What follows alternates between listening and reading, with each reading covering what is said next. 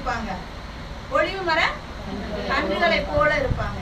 நம்ம பிள்ளைகளுக்கு இப்போ ஒரு 9 மணி இல்ல ஒரு 10 மணி அப்படின்னா நமக்கு ஒரு டைமிங் இருக்கும்.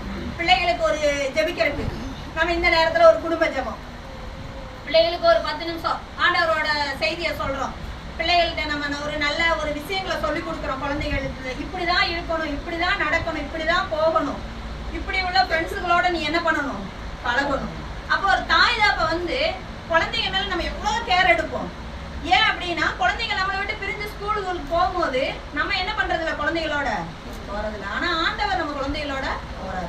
அப்ப நம்ம ஆண்டவரை குறிச்சு அந்த குழந்தைகள் எடுத்து அதிகம் சொல்லி கொடுக்கும் போது அந்த குழந்தைகள் என்ன பண்றாங்க அப்படின்னா அதைய விசுவாசத்தோட அதை என்ன பண்ணுவாங்க, பெற்றுக்கொள்ளுவாங்க. அது அவங்கள என்ன பண்ணும், பாதுகாக்கும்.